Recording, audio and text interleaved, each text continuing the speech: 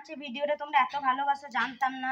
আমাদের ভালোবাসার জন্য আজকে আবার নিয়ে চলে এলাম। আজকে আমার লাঞ্চে আছে ডাল পাতলা করে, আমার ফেভারিট নিম পাতা ভাজা। নিম পাতা ভাজা খেতে কে কে ভালোবাসে জানি না, কিন্তু আমি খুব ভালোবাসি নিম পাতা ভাজা। আর হচ্ছে আলু সেদ্ধ করে কিছু সেনে নেবো, যেটা আমার ছেলে ভালোবাসে খেতে। আর এখানে হচ্ছে চিচিঙ্গা সবজি। আর বানাবো বাটার পনির, সেই জন্য আমি পনিরটাকে ভালো করে ভেজে নিচ্ছি। আর এদিকে আমার ভাত হচ্ছে। আজকে টাইমটা আমার এত তাড়াতাড়ি এগিয়ে যাচ্ছে আমি কেন জানি না। দুধটাও চলে এসছে, দুধটাও আমি গরম করার টাইম পাই নাই, কেন জানি না। আজকে কী যে হচ্ছে আমার সঙ্গে, সব কিছু উল্টোপাল্টা হচ্ছে, বুঝতে পারছি না এটা কেন হচ্ছে।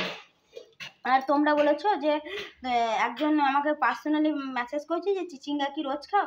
না, চিচিঙ্গা রোজ খায় না, তবে সপ্তাহে 2-3 দিন খাই, কারণ এখানে ঝিঙেটা পাওয়া যায় না, ঝিঙেটা পাওয়াই যায় না, আসেই না, শুধু চিচিঙ্গাটা আসে।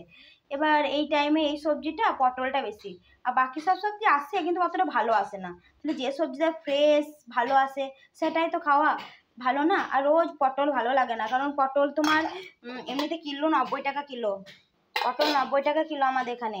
আমি তো আমার মা বললো মাদের ওখানে 30 টাকা কিলো, তাহলে বোঝো। ওই জন্যে আজকে সবজি এইটাই।